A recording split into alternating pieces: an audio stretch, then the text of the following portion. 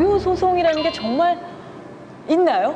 VCR 보신 것처럼 대풍 씨가 이렇게 너한테 그동안 양육하거나 뭐 결혼자금 들어갔던 걸 돌려달라는 소송은 사실은 뭐 드라마에도 나오지만 그건 좀 어렵고요. 그거 말고 이제 제가 현실에서 마주치는 불효소송은 오히려 이제 부양료 지급 청구 소송 같은 거. 그러니까 나를 이제 뭐 자식은 되게 잘 사는데 생활비 안 보낸다. 두 번째는 이제 특히 부모님이 자기가 피땀 흘려 번 재산을 줬는데 주고 나면 이제 자기는 자산이 줄었잖아요. 그럼 당연히 자기를 모실 줄 알았는데 뭐 생활비를 안 준다든지 그럼 너 이렇게 나 부양 안 할 거면 내가 준 재산 돌려달라. 보통 이렇게 크게 두 가지 정도 유형이 있는데요. 실제로 많이 일어나고 있어요 지금? 예, 뭐 그런 소송이? 상담이 많이 들어오고요. 소송이 뭐 좀 늘어나고 있는 추세는 늘어나고 맞습니다. 있고. 그럼 실제로 그 소송에서 부모들이 이기는 승소할 확률은 얼마나? 그게 뭐 저도 상담을 하다 보면 심정적으로 이제 부모가 이겨야 될 것 같다는 생각이 들더라도 법적으로는 좀 패소하는 경우가 더 많고요. 부양료라는 거는 부모가 자신의 재산이나 자신의 근로로 독자적으로 생활할 수 없을 정도가 돼야만 일단 청구할 수가 있고요. 그래서 그게 아니고 이제 부모도 그냥 웬만큼 살만하면 자식이 뭐 아무리 잘 살아도 부양료 내놓으라는 소송을 해서 이길 수는 없고요. 두 번째는 재산을 줄 때 내가 거의 전 재산을 다 줬는데 그러면 너가 나 모시기로 하지 않았냐? 이 증거가 없어서 패소하는 경우가 있어요. 증거. 이게 있었던 사례 중에 하나가 참 안타까웠는데 90대 아버지하고 50대 아들하고 부양을 왜 안 하냐 가지고 싸우다가 이 자식이 아버지를 폭행을 했어요. 그냥 폭행죄가 아니죠. 90대 아버지를. 전속상해. 존속 폭행죄죠. 예. 그래서 벌금형까지 받았는데 이제 아버지가 괘씸해가지고 야 이거 나 더군다나 임야를 줬거든요. 아버지 재산을 준 상태였거든요. 그래서 그거라도 돌려줘라. 너 내가 그거 줄 때 나 부양하기로 하지 않았냐. 근데 부양도 안 하고 나 때리고 그렇게 해서 했는데 재판부에서 판사님이 아들을 꾸짖긴 했어요. 나쁜 아들이다. 일단 꾸짖는 걸로 시작하고 그러나 이 민사소송은 아버지가 패소. 왜냐하면 부동산을 줄 때 조건을 뭘 달았는지에 대한 자료가 아무것도 없었거든요. 그래서 이게 참 어렵네요. 뭐 이렇게 부모 자식 간에 뭐 계약 증거를 남기는 뒤에서 나옵니다. 그러니까 뒤에서 말씀드렸어요. 아니 그러니까 다들 열받잖아요.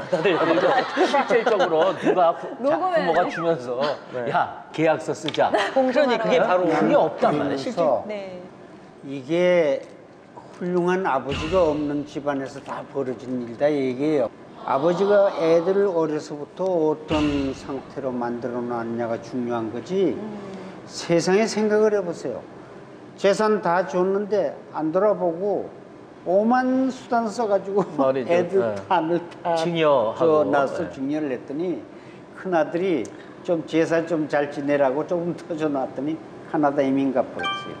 그러니까 이제 둘째 아들부터 넷째 딸까지 내가 왜? 그때 아버지가 오빠도 다 줬잖아. 이래가지고요.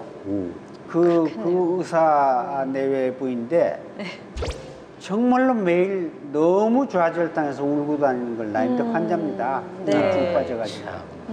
맨날 죽는 약 달래 나보고. 그러면 이거를 예방을 좀 하려면은 그럼 소송까지 안 가려면 어떻게 하는 방법이 있겠어요, 없겠어요? 미리 막는 법이 있을까요? 예, 미리 막는 법이 있고요. 한 세 가지 정도 있을 것 같은데 일단 첫 번째는 키워드는 이제 부담부 증여라는 겁니다. 부담부 증여. 예, 우리가 자식한테 자기 재산을 주면서 돈을 받으면 그건 매매죠. 그 대가를 받으면 매매고 그냥 주는 게 증여인데 다만 부담만 하나 지워놓는 겁니다. 그래서 우리가 부담이라는 게 뭐 말이 어렵죠. 의무를 부담한다 이러잖아요. 의무를 하나 지우는 거예요. 예를 들어서 가령 뭐 매월 얼마 정도의 생활비라든지 이런 부분들을 그냥 주지 말고 증여를 할 때 부담을 적어놓는다라는 것이죠. 일단 서면으로 쓰는 게 가장 확실하긴 한데요. 이게 부모 자식 간에 어떻게 서면을 쓰냐. 뭐 조금 자식이 섭섭해하거나 뭐 그럴 것 같으면 요즘 휴대폰 그냥 꺼내도 됩니다. 녹음 기능 다 있죠. 녹음 좀 하자. 그럼 왜냐면 자식은 그걸 받아야 되는 입장이기 때문에. 그게 다 법적인 효력은 있고요. 다 효력이 있습니다. 심지어는 몰래 녹음을 해도 법적인 효력이 있습니다. 두 번째 불효소송 예방법은요. 자산을 연금화하는 것인데요. 이 부분은 아무래도 우리 강창희 선생님이 설명해 주시는 게 더 나을 것 같습니다. 젊은 시절부터 삼청연금이라고 하는데 국민연금 부부가 꼭 들고 그다음에 직장인은 퇴직연금 그리고 개인들은 한 달에 뭐 얼마씩 개인연금이라고 그래가지고 네. 그거를 해서 모아가지고 세상을 떠날 때까지 150만 원이든지 200만 원이든지 나오게. 이 최저 생활비 정도를 받을 수 있게 꼭 해주는 거가 저는 제일 중요하다고 봅니다. 참 중요한. 예. 네. 그걸 못하고 퇴직을 했다. 그러면 어떡하냐? 살고 있는 집을 담보로 맡기고 이제 한 달에 모기지, 영모기지. 영모기지를. 주택금융이라고 그러고 영모기지론이라고 네, 그러거든요. 네, 네, 네. 그걸 받다가 나중에 이제 세상 떠날 때 받은 게 그 담보 가치보다 많으면 그만이고요. 적으면 이제 남은 부분을 아들한테 주는 거거든요. 네. 그러면 이제 대부분 며느리들이 아들을 쿡쿡 쑤셔가지고 우리한테 집 한 채는 줘야 될 거 아니냐. 그렇게 생각할 거란 말이죠. 그러면 며느리를 불려놓고 나는 100살에 죽을 건데 그때 너 70살이거든. 그러니까 내가 신세 안 지는 게 낫지. 그러고 받는 거죠. 아, 그렇게. 혹시 목돈이 얼마 있으면은 그거를 이제 즉시연금이라고 있습니다. 그걸 맡겨놓고 한 달에 얼마씩 연금을 네, 다 쓰는 네, 거. 네. 그 연금화가 바로 그거거든요. 연금이 예. 제일 좋은 건 뭐냐면요. 저희 친구들 보니까 연금 들면은요. 부부가 열심히 운동하고 왜? 살아있는 동안 나오잖아요, 연금이. 그렇죠. 죽으면 안 나오잖아요. 건강하게 그러니까 오래 너무- 살아야겠다. 너무 아까운 그렇지. 거야. 이게 네. 빨리 죽으면. 그 나라에서 계속 죽는데. 가정주부가 그래서 더 열심히 운동하고 가정주부가 오래 살다 그런다니까.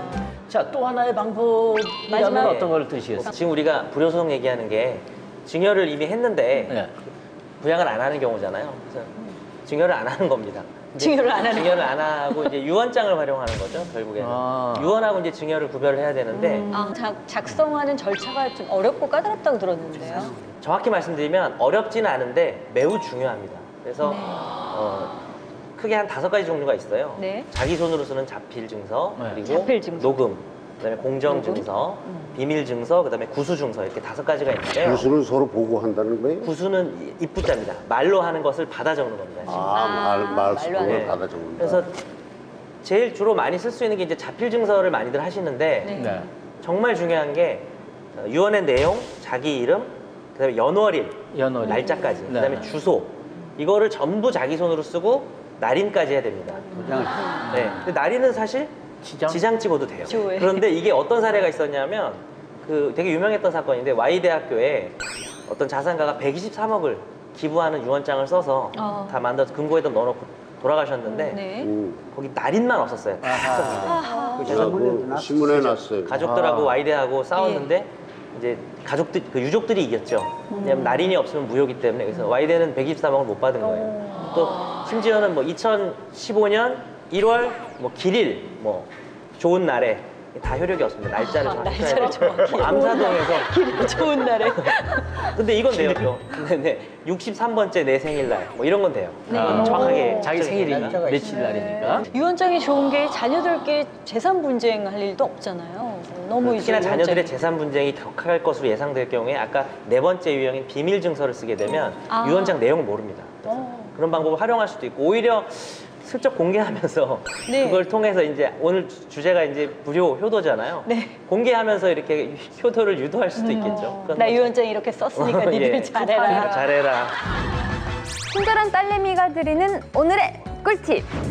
오늘은요, 자녀가 불효자가 되는 걸 막는 3가지 비책인데요. 자, 첫 번째입니다. 첫 번째는 자녀에게 재산을 주실 때는 부담을 팍팍 느낄 수 있도록 부담부 증여를 하시고요. 두 번째는 노후 자금을 연금으로 전환을 하시면 평생 월급쟁이로 사실 수 있습니다. 그리고 마지막 3번째는요, 미리 유언장을 쓰시는 건데요. 이렇게 하시면 생전에는 존중을 받으실 수 있고 사후에는 자녀들 간의 분쟁을 막으실 수 있습니다. 그래서 참 자식의 불효를 예방하기 위해서 이렇게 법까지 유언장까지 동원해야 된다는 게 참 안타깝고 서글픈 현실이네요. 그런데 해외에서는요, 이 효도를 법으로 강제적으로 그렇게 법으로 또 규제한다고 하는데 우리 태인 씨 해외의 경우 조사해 오셨죠? 중국에서는 60세 이상의 부모님들에게는 의무적으로 정신적으로나 금전적으로 지원을 해주는 노인 권익 보장법을 실행을 하고 있대요. 그리고 또 싱가포르 같은 경우에는 만약에 이게 자녀들이 아무런 동의 없이 아무런 이유도 없이 부양을 하지 않으면 부모님이 부양비를 직접 요구할 수 있고 또 그 자녀들은 그 징역을 받거나 벌금을 내기도 하는 감옥에 가는 거예요? 네. 그러니까 중국의 있대요. 규정 때문에 그렇다고 그러더라고요. 그러니까 정기적으로 자식이 부모를 정기적으로 찾아야 되는 그런 의무적인 규정이 때문에 그래서 중국에서는 효도 대행 서비스가 있대요. 근데 그런 것들이 정작 부모님들이 원하는 것일까? 네, 우리나라에는 어떻습니까? 우리나라 이런 효도법에 대한 움직임이 있나요? 예, 2014년 8월에 효도법이 발의가 된 상태고요. 그 내용은 이제 자식에게 재산을 증여했을 때 우리가 지금 계속 얘기했던 부담이라는, 제가 부담을 만들어야 된다고 강조했잖아요. 네. 만들지 않아도, 증거가 없어도 자식이 부양을 안 하게 되면 그 재산을 돌려받을 수 있는, 부모에게 상당히 유리하게 한 그런 법률안이 지금 발의되어 있는 상태입니다. 그렇군요. 나는 조민희 씨가 아까 효도 대행이라는 얘기를 할 건데 좀 뜨끔했는데요. 예. 저희 어머니가 지금 99이셔. 새해 들어서 100세 되셨다. 어린 나이로 100세 되셨는데 모시고 있지는 못해요. 모시고 있지는 못하고 전문 간병인한테 네. 케어를 예. 부탁해가지고 계신데, 요양병원에 계신데 예. 뭐 일주일에 한 번씩 가서 뵈려고 애를 쓰는데 뭐 2주에도 가고 그렇습니다. 근데 참 제가 가서 보면은 뵈면은 아들은 뭐 정말 잘 알아보셔. 장남이세요? 얼굴 차남이. 근데 형하고 나하고 물론 같이 하는 거지만 환해지시지.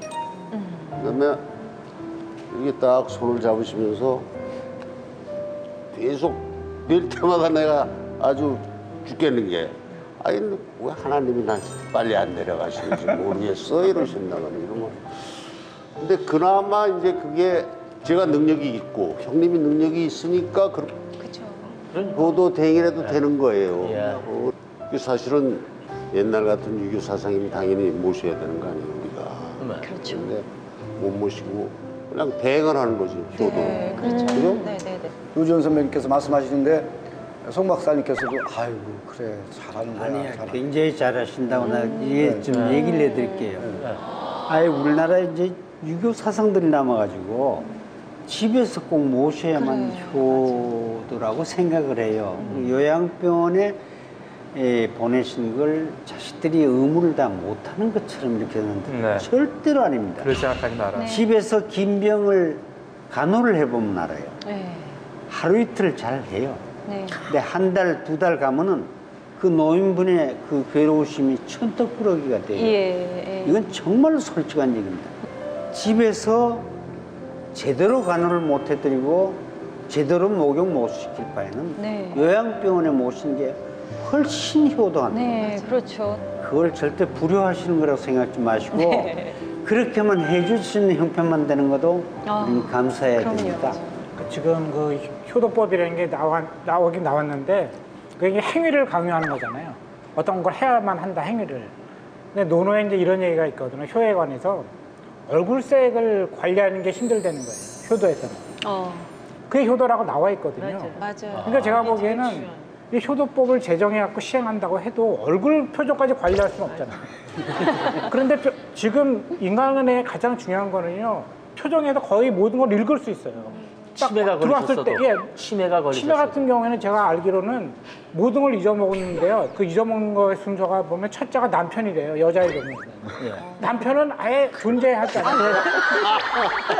그런데 끝까지 기억하는 게 자식이래요. 자식. 그다음에. 네. 그런데 제가 보기에는 여러 가지 다 제정한다고 해도 표정 관리는 제정이 안 되잖아요, 법적으로. 법적으로 할 수. 그러니까 제가 보기에는 이런 프로그램이 우리가 법에 관해서 물론 논의하는 것도 실용적으로 필요하지만 그 정신이 뭐냐는 거죠, 정신이. 결국은 뭐냐면 우리가 부모님을 기쁘게 해드리는 게 효도잖아요. 내가 어떤 표정을 갖고 가느냐. 내가 싫지만 웃음을 띌 수 있느냐. 띄어야 되는 거예요. 그게 효도거든요. 탁 박사 말씀이 맞는 게, 내가 조금 무슨 일이 있어서 이렇게 웃질 않으시면 이렇게 제 눈치를 보시는 거예요. 계속. 그다음에 제가 편안한 얼굴로 대드리면, 아유, 왜 하나님이 나를 왜 빨리 안 데려가시냐.